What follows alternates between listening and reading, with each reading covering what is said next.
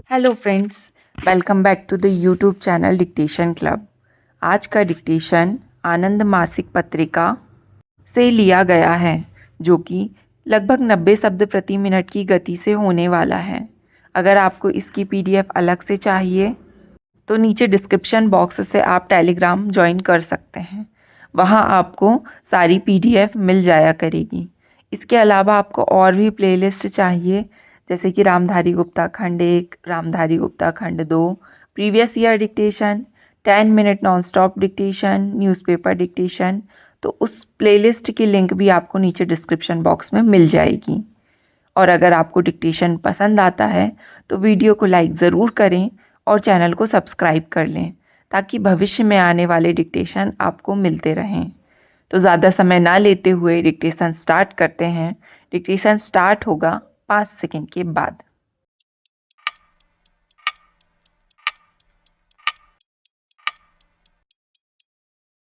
माननीय अध्यक्ष महोदय, भाषा की दृष्टि से प्रत्येक मामले में दोनों पक्षों की तरफ से अच्छे तर्क दिए जा सकते हैं। यही कठिनाई है।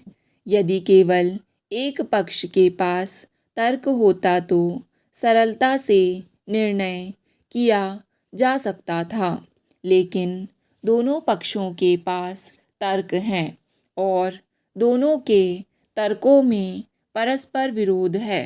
आप इनमें तुलना कर सकते हैं और कह सकते हैं कि एक तर्क दूसरे की अपेक्षा अधिक जोरदार है, लेकिन आम तौर पर यदि एक पक्ष का मामला अपेक्षितया सही लगता है तो दूसरे पक्ष का भी सही ही लगता है। आजकल मानचित्रों और जनगणना के आंकड़ों का फैशन हो गया है। क्या हमें यह देखना होगा कि कितने लोग एक भाषा बोलते हैं और कितने दूसरी? इससे आश्चर्यजनक स्थिति उत्पन्न हो सकती है। मेरा निवेदन है कि हमें इस मामले पर भाषा के प्रश्न से हटकर विचार करना चाहिए। इसमें कोई संदेह नहीं कि भारत की उन सभी महान भाषाओं का जो संविधान में उल्लिखित हैं विकास करना होगा। मैं इससे भी एक कदम आगे बढ़कर कहना चाहूँगा कि उत्तर पूर्वी सीमावर्ती क्षेत्र और किसी अन्य क्षेत्र की भाषाओं का भी विकास होना चाहिए। यही नहीं, एक भाषा का विकास दूसरी की कीमत पर नहीं किया जाना चाहिए और ना ही किया जा सकता है। मुझे विश्वास है कि भारत की किसी एक महान भाषा के विकास से दूसरी भाषाओं के विकास में सहायता मिलती है। मैं चाहे इस योग्य हूँ या नहीं, लेकिन 2-1 वर्ष पहले ही शुरू की गई साहित्य अकादमी का अध्यक्ष होना मेरे लिए सौभाग्य की बात है। यहाँ हम भारत की सब भाषाओं को बढ़ावा देने का प्रयत्न करते हैं। हम इन मामलों पर जितनी अधिक चर्चा करते हैं, उतना ही अधिक देखते हैं कि एक भाषा के विकास और वृद्धि के परिणाम स्वरूप दूसरी भारतीय भाषाओं को भी लाभ होता है। इससे भी एक कदम आगे बढ़कर मैं कहना चाहूँगा कि किसी विदेशी भाषा के ज्ञान से भारतीय भाषा की वृद्धि में सहायता मिलती है। यदि हम विदेशी भाषाओं से अपरिचित हैं तो उन भाषाओं के ज्ञान और शिल्प विज्ञान से भी अपरिचित रह जाते हैं, जो आधुनिक जीवन का भाग है। इसलिए हमें किसी भाषा को छोड़ने का विचार नहीं करना चाहिए। मैं स्पष्ट रूप से नहीं समझ पाता कि कुछ लोग उर्दू से क्यों घबराते हैं। मुझे उर्दू बोलने में गर्व होता है। माननीय अध्यक्ष महोदय, भाषाई विचार विमर्श में भाषा शास्त्र को घसीटने का कोई लाभ नहीं है। ज़रा पंजाबी भाषा पर विचार कीजिए। हमने पंजाबी और गुरुमुखी लिपि की व्युत्पत्ति के बारे में विचार सुने।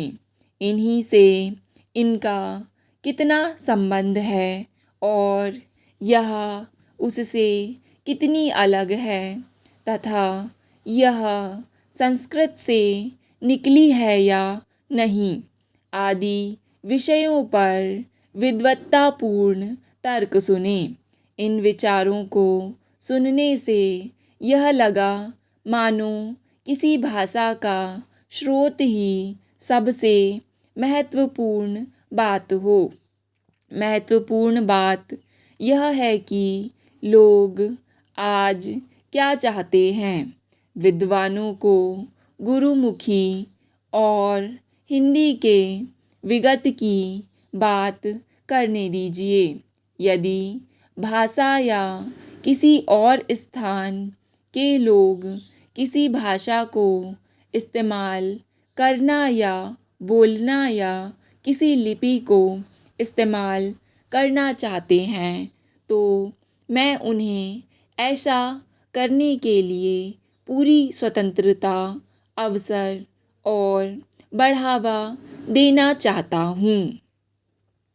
व्यावहारिक दृष्टि से भी जितना ही आप किसी विचारधारा को दबाने का प्रयत्न करते हैं, वह दमन के विरुद्ध उतनी ही टिकी रहती है। हर आदमी जानता है कि भाषा के बारे में लोगों के दिमाग में व्यक्तिगत और भावपूर्ण धारणाएं होती हैं, लेकिन जो आदमी किसी भाषा के बारे में भावुकता से अनुभव करता है, उसे याद रखना चाहिए कि सब लोगों को स्वतंत्रता और अवसर देना ही एकमात्र रास्ता है। मेरा या किसी और आदमी का यह काम नहीं है कि हम कहें कि कोई भाषा अविकसित है। यदि ऐसा हो भी तो कोई बात नहीं। किसी भाषा की बुराई करने या उसे बढ़ने का अवसर ना देने की कोशिश करना न केवल उस भाषा की बल्कि दूसरी भाषाओं की दृष्टि से भी खराब है। भाषा का प्रश्न ना जाने कैसे राज्यों के पुनर्गठन के प्रश्न से जुड़ गया है। मैं फिर कहना चाहूँगा कि मैं किसी भाषा के प्रश्न को अत्यधिक महत्व देता हूँ, लेकिन उसे किसी राज्य से नहीं जोड़ सकता। हमारे देश में ऐसे राज्य भी हैं जहाँ एक ही भाषा प्रमुख है, लेकिन ऐसे राज्य भी हैं जहाँ दो भाषाएं हैं। ऐसी हालत में हमें इन दोनों भाषाओं को बढ़ावा देना चाहिए। हमें यह अच्छी तरह स्पष्ट कर देना चाहिए कि राज्य की प्रमुख भाषा को दूसरी भाषा को बाहर खदेड़ने या दबाने की कोशिश नहीं करनी चाहिए। यदि इस बारे में हमारे विचार स्पष्ट हैं तो भाषा समस्या उठेगी ही नहीं। भाषा से जुड़ी कई अन्य सांस्कृतिक समस्याएं हैं जिन पर इसी ढंग से विचार करना चाहिए। स्टॉप। डिक्टेशन पसंद आए तो वीडियो को लाइक तथा चैनल को सब्सक्राइब ज़रूर करें। धन्यवाद।